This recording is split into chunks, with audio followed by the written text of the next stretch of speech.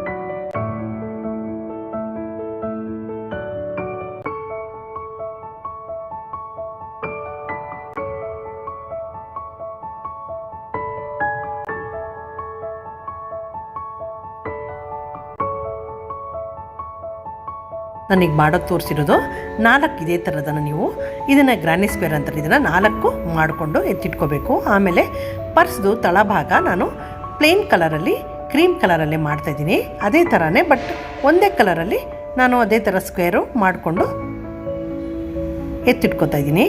ನೋಡಿ ಹೇಗೆ ಮಾಡೋದು ನೀವೇ ನೋಡಿ. ಯಾರೆಲ್ಲ ನೋಡ್ತಾಯಿದ್ದೀರೋ ಸಬ್ಸ್ಕ್ರೈಬ್ ಆಗಿ ಹೇಮಾಸ್ ಆಫೀಸ್ಗೆ.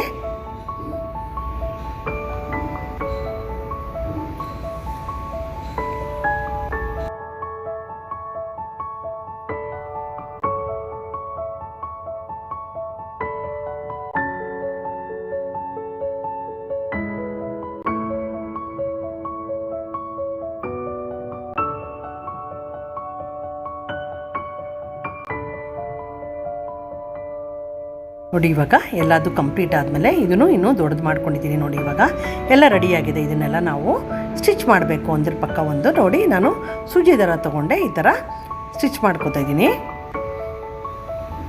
ನೋಡ್ತಾ ಇದ್ದೀರಲ್ಲ, ಈ ಥರ ಸ್ಟಿಚ್ ಮಾಡಿಕೊಂಡು ಎಲ್ಲ ಸೈಡನ್ನು ಬಾಕ್ಸ್ ಶೇಪಲ್ಲಿ ಬರಬೇಕು, ಆ ಥರ ಸ್ಟಿಚ್ ಮಾಡ್ಕೋಬೇಕಾಗುತ್ತೆ.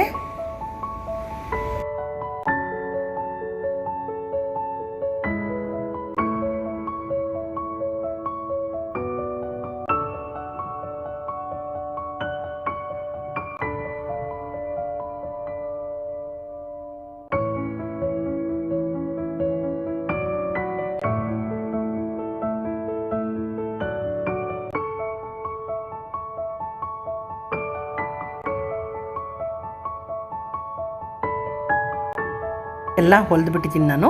ಹೊಲಿದ್ಮೇಲೆ ನೋಡಿ ಇವಾಗ ಈ ಥರ ಕಾಣಿಸ್ತಾ ಇದೆ. ಈಗ ನಾನು ಅದನ್ನು ಅದಾದಮೇಲೆ ನಾನು ಇನ್ನೂ 2 ಲೈನು ಪ್ಲೇನಾಗೆ ಸ್ಟಿಚ್ ಮಾಡ್ಕೊಂಡಿದ್ದೀನಿ, ಡಬಲ್ ಕ್ರೋಶೆ. ಅದಾದಮೇಲೆ 3 ಸ್ಟಿಚ್ಚು 3 ಲೈನು ಡಬಲ್ ಕ್ರೋಶೆ ಮಾಡಿಕೊಂಡು 3 double crochet 2 chain, 3 double crochet 2 chain, ಅದನ್ನು 3 ಲೈನ್ ಮಾಡ್ಕೊಂಡಿದ್ದೀನಿ. ಆಮೇಲೆ ನೋಡಿ ಇದನ್ನು ಹೆಣೆದ್ಬಿಟ್ಟಿದ್ದೀನಿ ಜಡೆ ಥರನೇ. 3 ಕಲರ್ ಇದೆ ಅಲ್ವಾ, ಆ 3 ಕಲರಲ್ಲಿ ಜಡೆ ಥರ ಹೆಣೆದ್ಬಿಟ್ಟು ಅದನ್ನೇ ನಾನು ಹ್ಯಾಂಡಲ್ ಆಗಿ ಮತ್ತು ಅದನ್ನು ಡೋರಿ ಬರುತ್ತಲ್ಲ ಎಳೆಯೋದು, ಆ ಥರ ಮಾಡ್ಕೊಂಡಿದ್ದೀನಿ. ನೋಡಿ ಹೇಗಾಗಿದೆ ಅಂತ.